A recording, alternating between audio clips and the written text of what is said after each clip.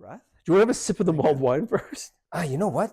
Should we try it? Why wouldn't we have a sip of mulled wine? Cheers. Cheers. To the filming. Yeah, filming. We got this. We got this. Oh, fuck. That is good. Wow. Okay. Thank God the sugar's in there. Yeah, that's I right. would probably still drink it without the sugar, but Let's be real. Of course we both would. yeah, that's nice. That's really good. Oh, I love it. Okay. And the other thing is, I know it's like there might be a theme to this one. It's hard to tell given our attire and everything. Well, is there a theme? Yeah. Anyway, but okay. All right, let's go. I'm ready. 3, 2, and 1. Hello, Paul. How you doing today? Great. How are you, Michael? I am very well. Welcome to Booze and Banter, everyone. Here, my colleague, Paul, the Curious Sommelier. Greetings. I am Micael, Lord Funshire of Yorkshire. And today, blended theme maybe. We're still wordsmithing, but really it's about surviving winter. Surviving the winter and all the wonderful things that come along with winter. Yes. Trees, dark nights, short days, but to some they feel long, so family gatherings, which can desired be great. Or not. Yeah, that's right, or the not.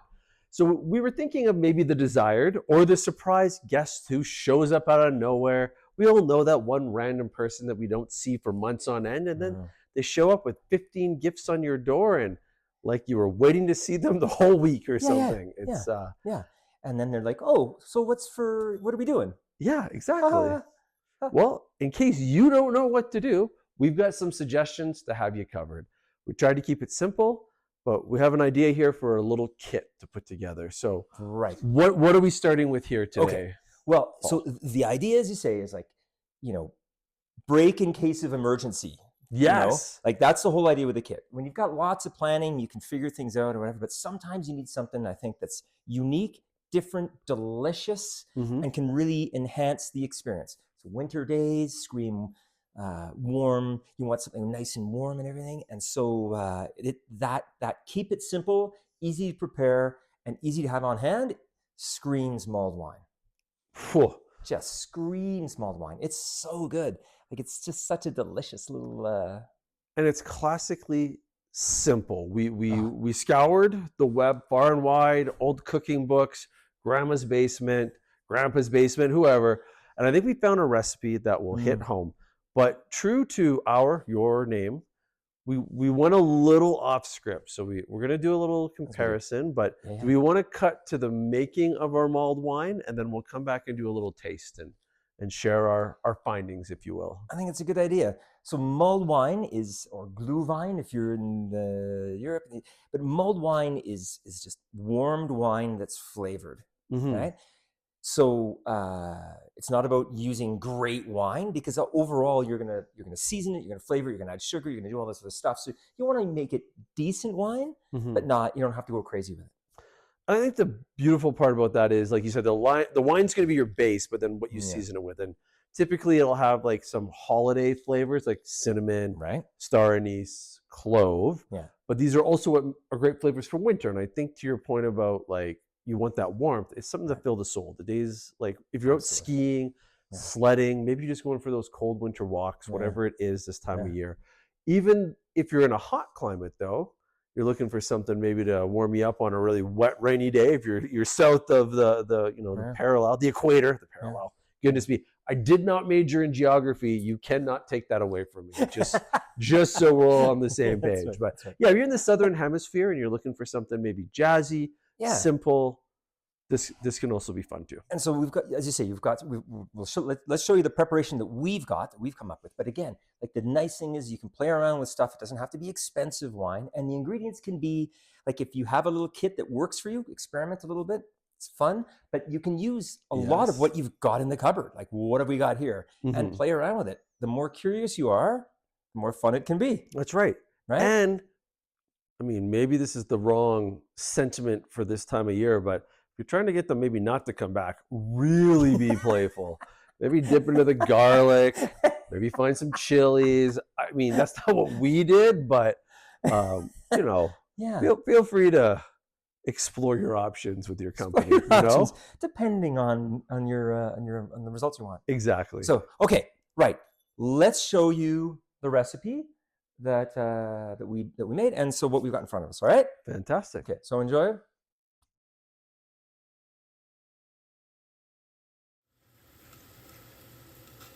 Insert a couple cloves. A couple pieces of star anise. A cinnamon stick. And wait 10 minutes.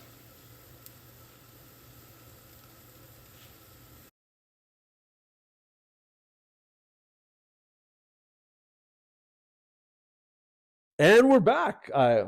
We hope you enjoyed that. As you can see, our glass is multiplied as promised. So I'll tell you what we have, and then maybe you just want to go into some. I don't know if you want to talk more about the flavors or we taste, but I'll let you take over. We started with a nice Pinot Noir that was from South America, I believe Chilean. Yep. And then we have a lovely Californian Cabernet here that we did with the second preparation. So as you saw from the video, simple, just cinnamon stick, clove, lemon peel. There was sugar added in later. I'm working on my film editing skills, so as well. But yeah, that's right. So cinnamon, clove. Oh, star anise was the other piece. Star anise, lemon and sugar. So really, just 5 key ingredients. You're probably going to have those around for holidays. Simple cooking. I don't think there's anything too crazy, but anything else you wanted to top up on what we have in front of us? So the idea for me was, we wanted to. One of the things I love doing is saying, okay, well, I want to see if we do the same preparation, the same ingredients, the same preparation with 2 different wines, how do they show differently? And is there one that we prefer? Right. Or what does this preparation do for one wine versus another? And we haven't tasted them yet, but possibly it just may go to what you said at the beginning before we showed the clip, which is just grab the cheapest bottle. Once you do this stuff to it, it really doesn't make a difference if it's one or the other. Like obviously we have a light wine in the Pinot, a heavier wine, or in the Cab, and we're looking at comparing. So we're being and by the way, curious. these are wines that I wouldn't say are these aren't cheap. These are well-made, nice wines that I would drink on their own happily, but they're very reasonably priced. Excellent. And quite frankly, actually, a little tip for you. I think depending on how we do this. Bag-in-box wines are really good for it. Like over the holidays, you should have a bag-in-box wine because they're great for they're relatively inexpensive because you save a ton of money on shipping and production and costs. So there's a bunch of savings and they tend to be more reasonably priced, and you usually get a pretty decent one as long as it is a pretty decent one because there's a lot of bad ones. And with the bag boxes, you also get more volume typically. So it's good for parties. If you need to make mulled wine because multiple guests show up, you'll have that kind of as I'll call it a resource in your kit. Right. It's like having, exactly. It's like a box wine is like having a 6-pack of wine in your, so you just wheel it out if you need more. Yeah.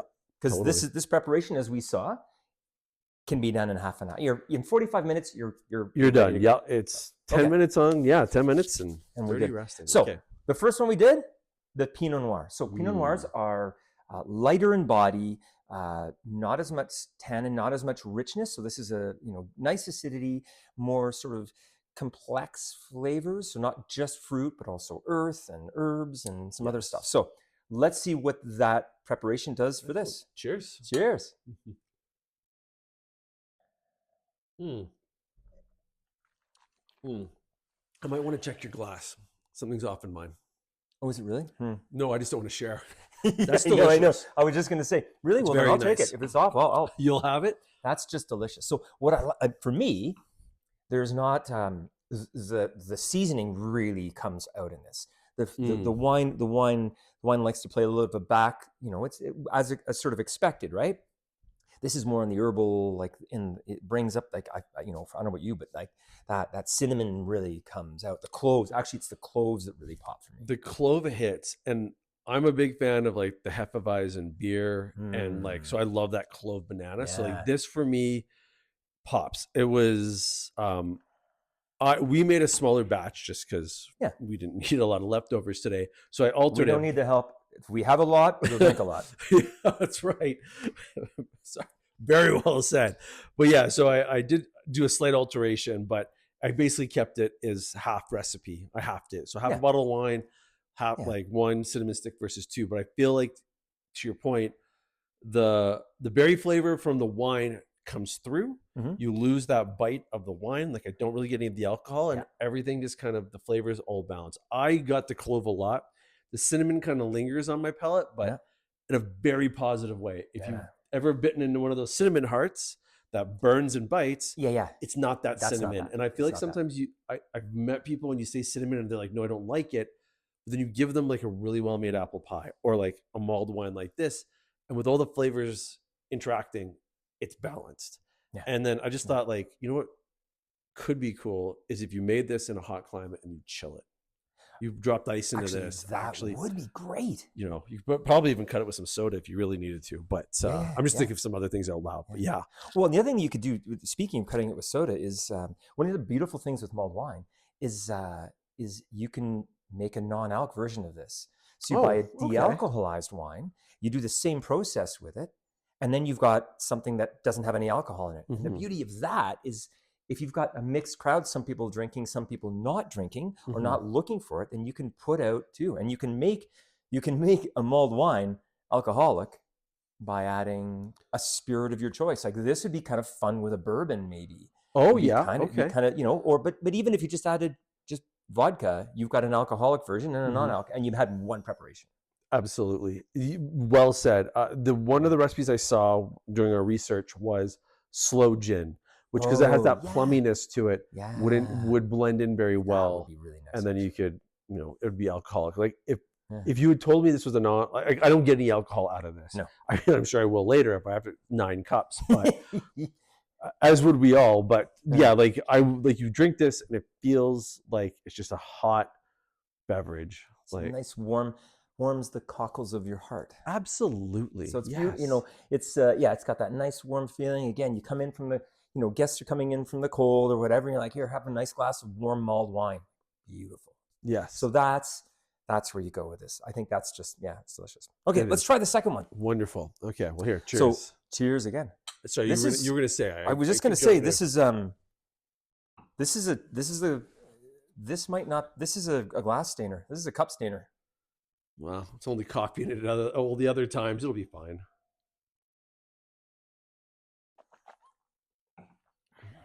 Oh. Ooh, hey. It's different. It is different. I'm definitely feeling the tannin and some of the acidity, so it's a bit more intense there for sure. I think the largeness of the Cabernet like has powered up the mulled wine. Now, that said, having not drank a lot of mulled wine in the past, if you were to give me either of these glasses, I'd be coming back to your house. That's right. With a big gift. Maybe we'd put a bow on it. I don't know. Maybe it'd be me. I don't know. I don't know. Well, now I'm showing up with a bag-in-box for you, saying like, can you make more of that, please? Yes. I would happily. By the way, that would be a good gift for a wine person. It's like, listen, here's your mulled wine kit. There you go. Like here's a 3-liter bag-in-box of something really good with all the ingredients and a little piece of paper. That's a cool Secret Santa present. Oh, man. So this is. I definitely didn't want to share this one with you. This is that's jazzy. That is a jazzy cup. Well, now there's like almost so this is a really nice, rich Paso Robles Cabernet. It's beautiful. It's got smoke to it, but I really find that this has got some of that cherry liqueur, like that really brings out that cherry liqueur kind of quality. Mm-hmm. And then you mix that sort of cherry ripe plum. Yes, the cherry ripe. Yes. A really ripe black cherry and a plumminess with those herbs. I think that's good. It's I think for the experiment, it came out brilliant. Yeah. But I think to what you said to kick it off, if you just grab a $9 bottle of wine off the shelf, you hit just to hit them low, like something mid-range. Yeah. You know, Malbec, you could do the Pinot Noir if you wanted it lighter, but I think if you hit one of those mid-range wines, follow the recipe and the video there, you're laughing. There's no complaint. Like I know we went a little upscale in this, but like.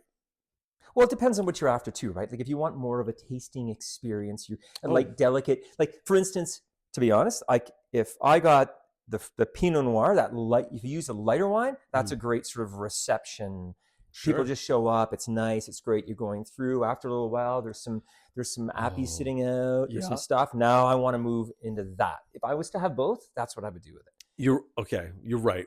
Once again, we're going way down the food tangent. Way down we're awful at this. This will be another trend of ours, aside from the jewel and the mat. We're creating themes here. We're working on it, people. I actually would have that at the end of the night with the sticky toffee pudding. Oh, hey, that's or like something caramel, like even a creme brulee, that richness up against that like sweet acid. Yeah, it's nice. My mouth is still watering. It's beautiful. The other thing I would do, to be honest, is I would say, okay, so for instance, we used a modest amount of sugar, what I would consider a modest amount of sugar in these. Yeah. It was perfect in the Pinot Noir, and I think this needed a little bit more sugar. Just a little bit more sugar to bring balance, because I'm really picking up some of that structure. So the structure of the Cabernet is remaining. Yeah. And a little bit more sugar would bring that more to balance. This is delicious. So bigger wine, a little bit more sugar would be your recommendation. Okay. That would be my thing. That's when I taste this, that's my conclusion. The amount of sugar that we use for the light one, perfect. Okay. Wow. And then the richer one, I think, needs just a little bit more sugar. So I know the recipe is 4 tablespoons of sugar for a bottle of wine. Right. So you're probably looking at 5-ish, 4.5. Nothing excessive. No. You don't want to go crazy with it, but I think 5 would be perfect in this. Interesting. And why the sugar then? How is that going to? It's just going to round out the richness. Yeah. So what it does, like when you have acidity, structure, all the other components in the wine. So acidity, tannin, alcohol, body, these components, sugar. And if one is a little bit, if one's a little bit higher and you're able to add a little bit more, it brings everything to balance. So what you want is you don't want the acidity or the structure standing out. You want it to be there, but more balanced. So I think a little bit more sugar would just balance this out a little bit better. It's delicious. I love it like that, but I think just a hint more sugar would just level it out. I'm not saying you're wrong. It's both so enjoyable. I went back to the Pinot there while you were talking about the balance, and like the Pinot is just nice, simple, straightforward, still wonderful. It's because of the balance. I always say, like, and I've got a great little video on balance, but for me, balance. What people say, well, what does it balance mean? Balance is the taste like more quotient.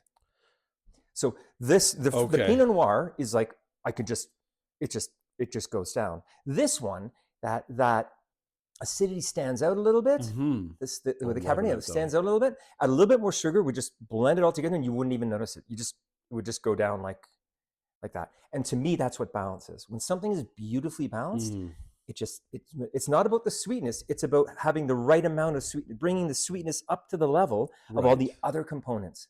So the other components don't stand out. In the first one, the structure, the body, everything is lower, and the amount of sugar was perfect. It all just is level.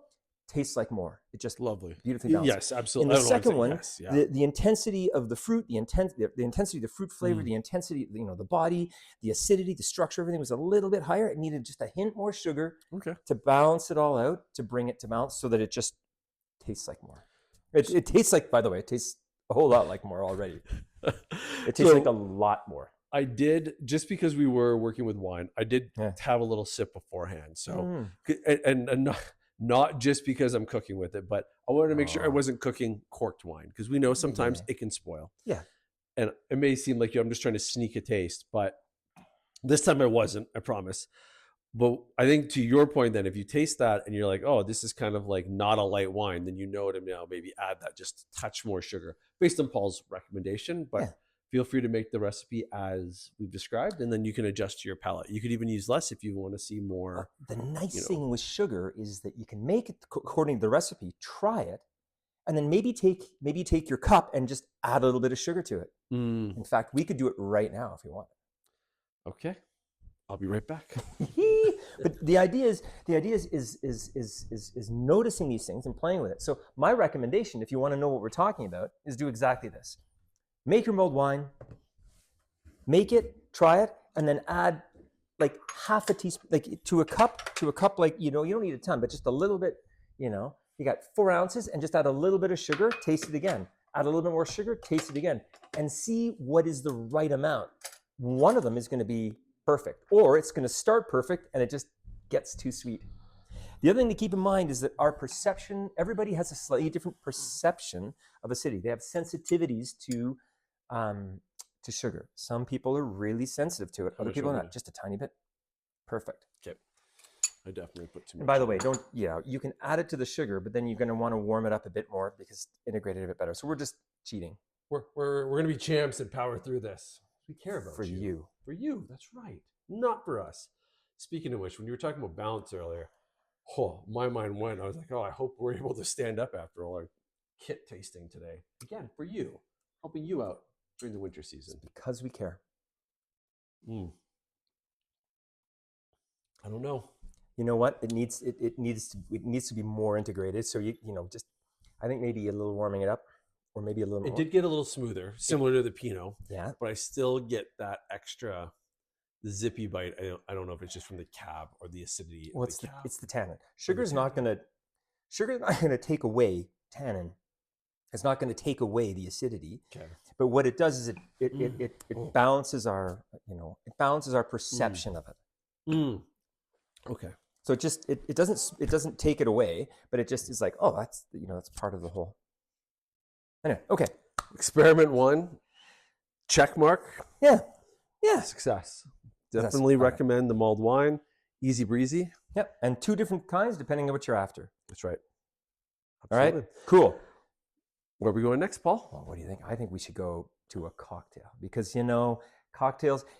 Bottled wine you have handy, mulled wine you can make relatively easy quickly, but there's always going to be somebody who's, and me included, it's like, I want something a bit different. So cocktails are really great to have around because there's a couple that we've figured we've got ourselves some great recipes that are just like. I don't know if it's the day, but I'm feeling a little bit of Sinatra, maybe some Bing Crosby, like some classic crooners, a little bit jazzy. Yeah. So we're going to give you a kind of a zippy, jazzy beverage in the form of a Moscow Mule. Will be our next kit recommendation. And the wonderful piece about this, and we'll talk about it more in the next segment, but it's great alcoholic or non-alcoholic. It's really similar to the mulled wine. It'll pair beautifully with whatever your circumstances are or guests you have. Yep. It'll be lovely. Perfect. All right. So let's make them. And I'm off. Okay. Perfect. Okay. It's been a long week. Little Tommy's Christmas pageant didn't go as planned. You're at the end of the night. You want a quick, refreshing cocktail or something that's just going to help, take the edge off. Sure, maybe your vodka got stuck in the bottom of a freezer and you had to hammer it out. Winter, right? So we're going to make a Moscow Mule. So I like to start with waving a knife around, apparently. Let's not do that. Just put a few cubes of ice in. If you don't have chilled ginger, Paul knows my hands are clean, so it's fine. It's going to be okay. It's going to be okay. You want about a tablespoon of lime juice. So I like to do what's called seasoning the ice first. I'm going to do that. This is for your garnish. So put this aside. I'm going to squeeze that in. Just get all the lime juice in there that you can. Delicious. It's going to help with the bite of the ginger tonic there, okay? Now, if you've had a really long week, don't measure. No one's watching you. You're in the safety of your own home. It's fine. It's fine. Okay. They say it's supposed to be 2 ounces, but it's winter. Feel it out. Feel it out, right? Okay, so frozen vodka or regular vodka. Any will do, really. Okay, so there's Paul's. Yay, here's mine.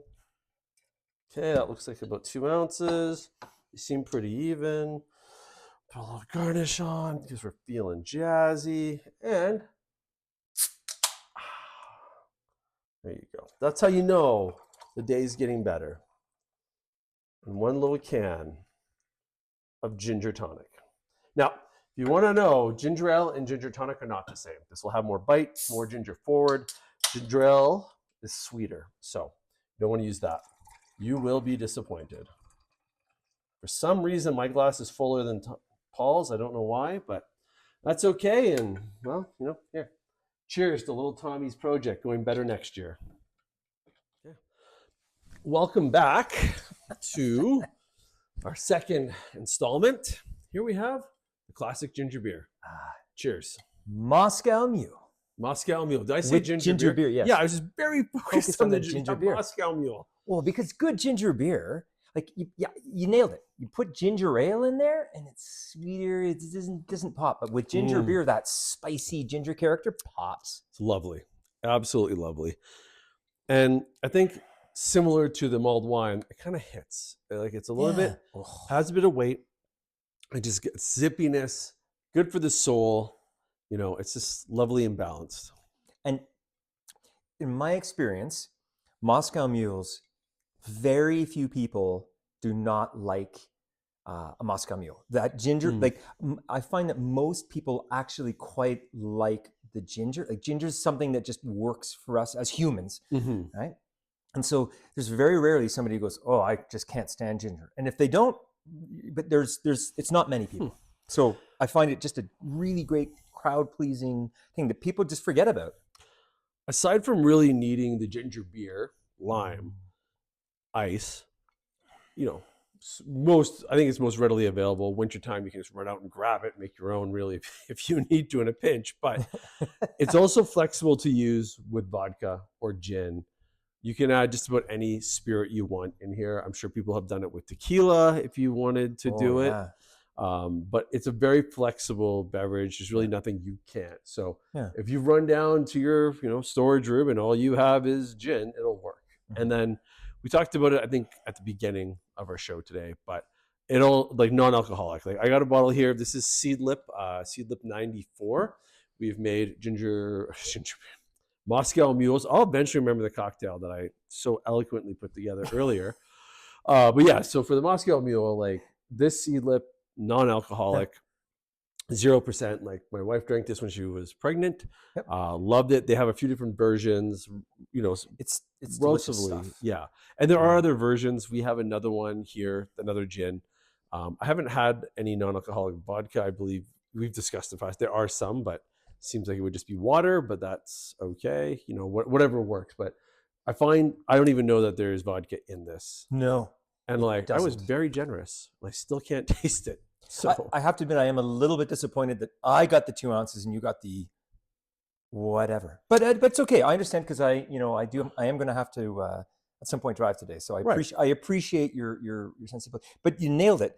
Like if you can put an ounce in this and it still tastes great. You don't have to have the 2 ounces or the 3 ounces. No. So again, it's a really the flavors in the lime and then the ginger. And so, it's just a great cocktail. Easy breezy, and I'll be sleeping under the tree tonight, so I'm not really too worried about where my day goes. So, well, you're dressed camouflaged. You're camouflaging. I'm camouflaged. Where's Daddy? Snoring. Just saying. They'll hear me before they find me. Yeah, that's true. That's true. Okay. But yeah, lovely, simple, elegant. Yeah, perfect cocktail. And again, all around, somebody comes by in the morning. It's a good breakfast cocktail, this one. Oh, never thought about that. So, okay. And you've got these fantastic copper copper mugs. Cups. This is a classic traditional Moscow Mule mug. Yeah. But you don't even need to have it. It is the traditional way to do it. It was a great reason to get a gift last year for the house, for the wife and I. But it's another, by the way, outstanding Secret Santa or gift for the house. You go into somebody's house. Here's a couple of these. Not too many people have them. Like for instance, my parents had some tucked away, and I found it. I'm like, oh, these are really cool. But most people are like, I think we have cups for this. Where are they? I don't remember. That's right. So good gift for a house. Lovely. And they look lovely. And stocking stuffer for for you and me, right? Like sure. This is, what do you get? Sure. What do you get for the dad who has everything? Moscow Mule mugs. Or actually, I just take all the ingredients for the Moscow Mule.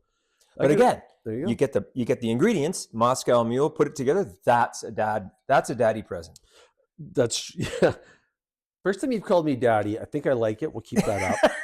Second, just going back to the cocktail, and I didn't talk about it when I made it, but even if you bought the lime juice pre-made, right, or you knew you were having a group over, you could theoretically just juice a ton of lime and just have it ready, because also the lime is so versatile to go in other drinks. You can do tons of it. Yeah, that a little prep, put it in a container, mason jar, whatever you got, and then you have it ready for wherever the evening decides to go with. And the other thing is you can it's a great, a great appetizer to go with this is okay, well I've got some shrimp. Some shrimp, you throw it in a pan with some butter, olive oil, and then to finish it, you take some of that lime juice, you squeeze it in, you serve it with this. Now you're stacking that lime flavor. Oh, nice. The ginger gives some of the, so now that's a great appetizer that goes beautifully with Moscow Mule. And if you pour a drink like I do, let's just say for argument's sake, and you happen to be in Australia, this would go great with a Christmas day lamb. Or even some ham, cut through that fat. My in-laws are never going to let me make drinks again. Well, not that they'll remember.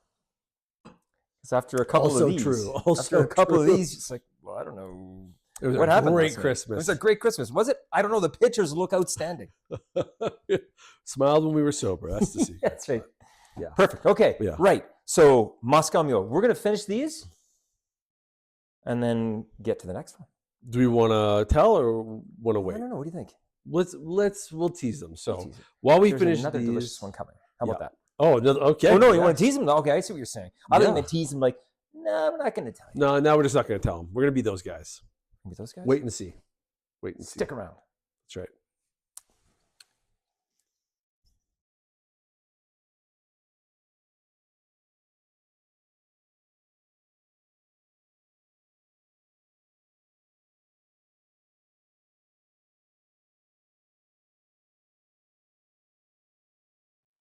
Hello, everyone.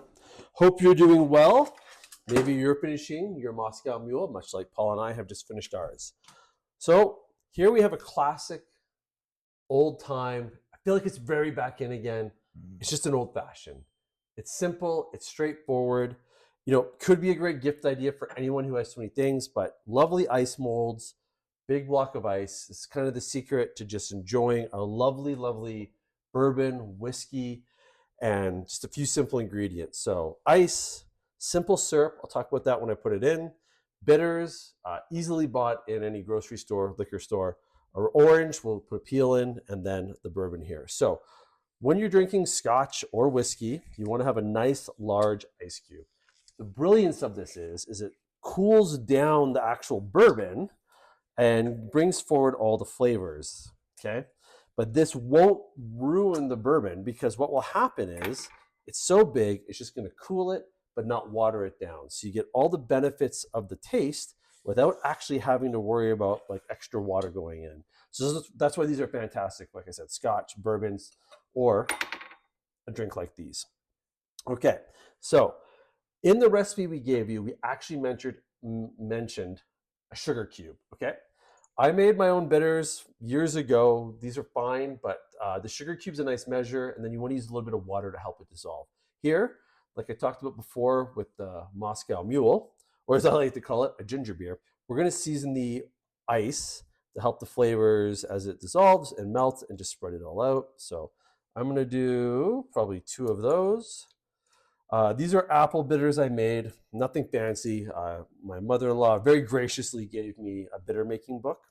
So these are bourbon based, so it'll pair well. Apple and bourbon is a famous combination. It's lovely. Okay, next we're going to do the simple syrup. Now, so this is instead of the sugar cubes. This is instead of the sugar cubes. Right. Yes, thank you, Paul. Of course. So the sugar cube, like I said, you'd put it in, you'd put some water on top and dissolve it into the glass. What the sugar does is it'll provide balance to the bourbon and help create kind of harmony of flavors. All simple syrup is a 1-to-1 measurement. So I used a half a cup of water, a half a cup of sugar, and bam, dissolved it down about 10, 15 minutes, let it sit, and you got simple syrup here. So and heat it, right? Sorry, yeah. So you boil the water first. When it's boiling, you add the half cup.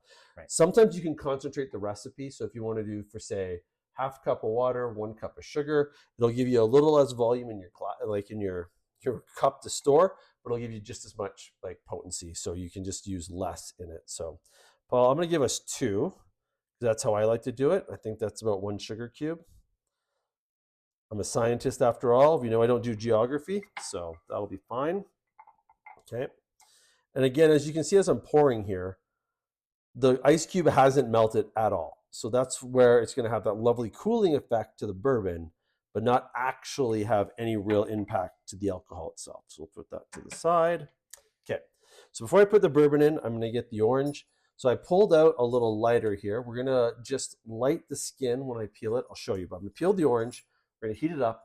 That's going to release the oils. So you get this lovely kind of effervescent orange note in there.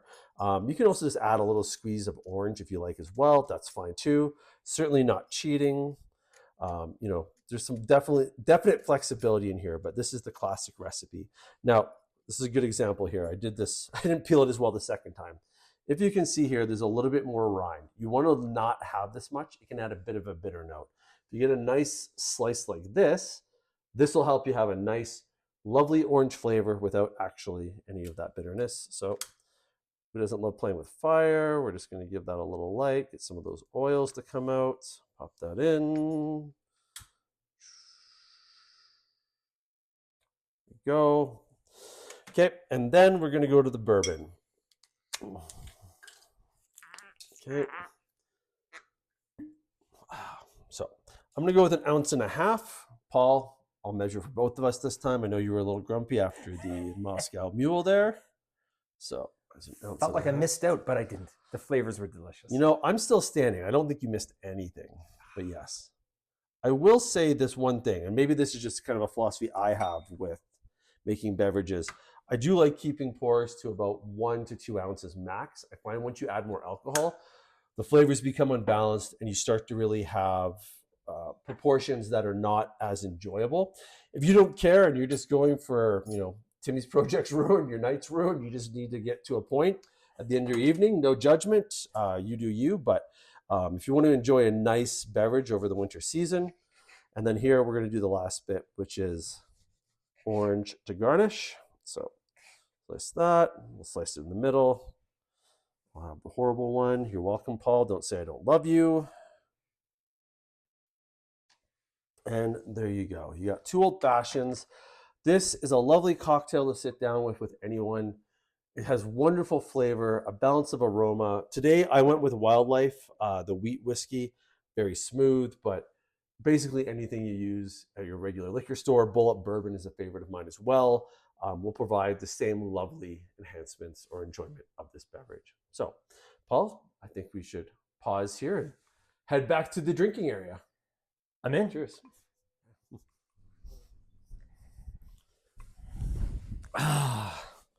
And we are back. Yeah. So let's try these bad boys. Okay. Cheers. Cheers.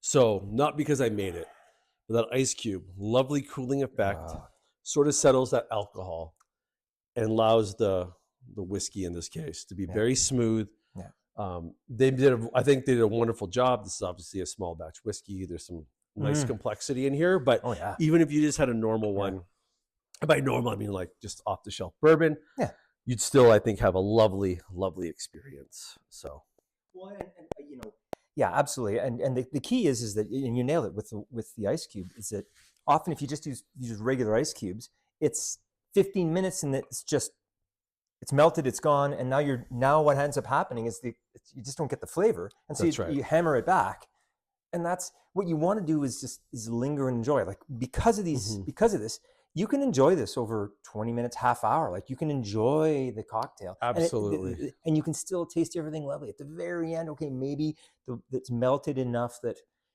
it dilutes the flavors, but this will hold like this for quite a while. I, again, went like to your point earlier about balance. When you talk about the ice cube and you're like long period, you also have the benefit of if you finish it in a faster amount of time, you can make yourself a second drink with the exact same method I showed you. And that ice cube will still be there delivering that exact same like Chilling profile, yep. coolness, allow you to enjoy the beverage. Oh, yeah, so for sure.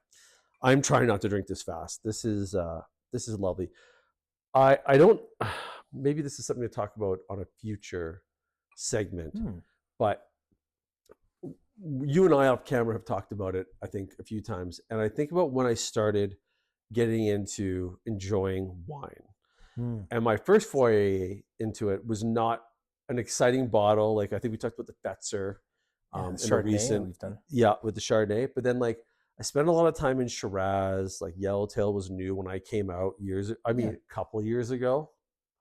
But like that's where I went, and then all of a sudden my palate moved from like Cabernets and Shiraz like into like Pinot Noirs. Right. And now I think and I don't know if you talked about it or we just talked about it, but like, what's your favorite glass of wine, Paul? Well, there's two answers. It's whatever's in front of me. Whatever's in my glass is my favorite wine. That's where I was prompting you. And what's the other answer? Well, it depends on what I'm doing. Okay, there you go. Yeah. Yeah. I like, and some of my friends, they know I'm quite passionate about enjoying beverages, making cocktails like this. And I like when things match. I like the pairing. I like when like I got a white with like, a chicken, or like that citrus salad combination like we've talked about in summer. I think we touched on that a little bit with the Ouzo episode. But so good. There's just so many available options to us. Like this global village has given us now grapes from around the world all year round. Like you talk about drinking the world, which is still probably impossible with the amount of grapes. But then I look at the different like spirits we have as well, and you really have the option to enjoy things the way you want. So I think we live in a time and era where no longer we need to worry about what's right, but like you can enjoy things. Right. And I love just being able to pair these different things. Like we were talking about while we were finishing our Moscow Mules, beautiful steaks. If you said I didn't have any wine, but you gave me this with the steak, great stuff. Brilliant. Well, and I think you nailed it. Like for me, like the answer to the set, like when you said, okay, it's what I feel like. That's not exactly the answer. It's what experience do I want to craft? And sometimes, so wine can do that, absolutely, because there's all sorts of different grape varieties and styles and everything. I can do that. But not everyone loves wine. Not everyone loves wine. Which is fine. And oftentimes, like for instance, like there was a time just last weekend I was out in the mountains and hanging out and at a great bar, and it didn't feel like a glass of wine. So I had an old fashioned. Ooh. And it was, it was the fireplace roaring in the corner. It had that cool vibe in the room. And it just didn't, for me at that moment, didn't feel like wine. It felt like an old fashioned. And it just elevated that experience. Because, now with the spirits that we have access to, there's delicious stuff. It's not just, there's my whiskey, right? It's like, oh, wow, this whiskey brings out this, or this whiskey has this, or there's this amount of, they use Sauterne barrels to age the bourbon. Sure. Okay, so it gives you a different experience than a red wine aged barrel. So anyway, there's the quality of not just wine, but spirits and beers that we have access to. You can get, I feel like something light and fresh. Well, you can get that in a cocktail. You can get that in spirits. You can do it all. It's great. It's what a wonderful time to be alive and be an alcoholic like us.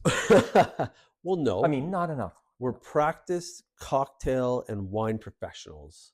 Well, you're a professional. I'm aspiring to reach that.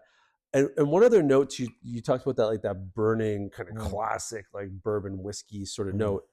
Even like makers like Jack Daniels, like you'll notice over the year, like they will release different bottles. There's this classic Jack, which is fine. Like I've definitely indulged in it. I think that would be lovely in this today. Like I wouldn't hesitate enjoying one of those here. But like they do like Applejack, and they have some other products out there. So I know some people love just the classic bourbon, maybe the burn, whatever it is. But like if you're not that kind of person and you want to drink something with a little bit more of a profile, like there's something for everyone out there. Yeah. And as we've talked about several times, you could do this with a non-alcoholic bourbon. Yeah. Have a lovely time. It's as much as we enjoy the cocktails, and I've thought about that since we've started, about like what is it about the beverage? And I think to my palate, now it's about friends and family. Like I enjoy sitting down, but if I had a friend who was in whatever journey they are, not drinking anymore, I know there are great options out there for us to sit down and still have this experience, but not have to have alcohol in a glass. And I feel so fortunate that there's other options available, and it's often accessible. I guess maybe it depends on areas and region, but really we're in a good time. We're in a great time. And I think you're onto it. Is like, for me, alcohol is only one part of this experience. Yes. So for instance, I look at this, I say, well, that's a good looking cocktail. So right out of the gate, it puts me in a nice state of mind, right? And then when I have the glass in my hand, it's almost like it reinforces that experience. And I smell it, and it reinforces unique flavors, interesting stuff. And then the conversation we're drinking, it doesn't have to be alcohol. There's some incredible. So the whole point is that the experience that this provides, whether it's alcohol or not, puts you in a frame of mind that is social. Yes. When I'm doing this, I don't care about my cell phone ringing. I'm not listening to this. If the kids are yelling, I hear them less. Screaming, like it's just, it's like, oh, they're having a good time. That's fine. It doesn't bother me, right? But it puts me in a frame of mind, and this is what's important, because it's that frame of mind that gets you into that social mindset, and that's what the whole thing is about, especially the holidays. Even drunk Aunt May, who's causing you grief in the corner, or Uncle Bill, who's half naked with the lampshade on his head dancing away. Okay, you're wasted. Good for you. But for me, this creates a mindset where I can enjoy it all and just ride with it. And I think to the theme of today, it doesn't just happen over the holidays. You don't just have to like buckle down. I referenced Chevy Chase and the Christmas Vacation earlier. Yeah. He asked his dad at the end of the show, like, how'd you get through the holidays? He mentions Jack Daniels. But I think, as we I don't know if you want to say mature, but like, you don't always need to have that drink over the holidays to make things go. Yeah. Sometimes family is friends, and I think that's a beautiful thing. And, we're looking on to the end of the year as we kind of film this. So I'm going to throw you a curveball after everything we've had. Right. All right. So here's your curveball. As you look towards the end of the year, I think gratitude is always something. I shouldn't say always something. That's strong. Something people don't always think about. But like, what are you grateful for heading into the end of 2025 here, Paul? Well, honestly, no, lie like a cheap rock, right? To me, I say I am thankful for family, and because for me, family is, there's family that you have, and there's family that you choose. Yes, and well I'm so thankful for such incredible people who are in my life and I consider as family, like you. Well, cheers. I have to say. So how about you? Well, I've been thinking about gratitude a lot. Like, it's been an interesting journey for me, especially since mid-year of 2025. And similar, I'm just grateful for the health of everyone around me, because that can be taken for granted sometimes. Like, it's good until you don't. Right. Sometimes you don't know when that don't is coming, so to speak. So, but also just like the friendships I've made this year. And I think when things are maybe not on the up and up, you really understand who your friends are and give you support, and the community or village around you that shows you care. And family. I've had it in spades. It's been great. I'm with you, man. I'm so lucky that I've got incredible family around me, that and I say that I've got incredible family that's guided me through some tough times here and helped me through the tough times. And that, again, family for me is the family that I have, which are incredible, and the family that I choose. And I think what is family? Yeah, that's I'm with you. Totally. And and when you through good times and bad, they're there. It's awesome. So there you go. So maybe in a wrap. So we talked about the mulled wine as part of your kit. Simple recipe we had to kick off. Then we did the Moscow Mule, or as Micael prefers to call it, the ginger beer, which you can get alcohol ginger beer, but the ginger beer we had was non-alcoholic with obviously the vodka, but nice and simple. And again, the old-fashioned here to wrap it up. But as much as we did that with alcohol in our glass, you can do all of these with non-alcoholic options, which are hopefully in your area the mulled wine available. Right? Yeah, well, I mean, a mulled wine all the way through. All the way through. Yeah, and you can change things out. to our lovely line, have fun, stay curious. Continue to do that with the recipes we gave you. You can grow them in different ways. There's just lots of options Play out with there. them. Have some fun with it. Absolutely. Yeah. Make them your own. Yeah. So, yes. All the very best of the season to you. Oh. And to you. Yes. A happy holidays to whatever, you celebrate. Everyone's traditions. Have a wonderful holiday season and whatever may come here, but in through the winter season, enjoy these recipes and, here's to the new year, sir. Here's to the new year. Cheers. Brilliant. Cheers. Cheers.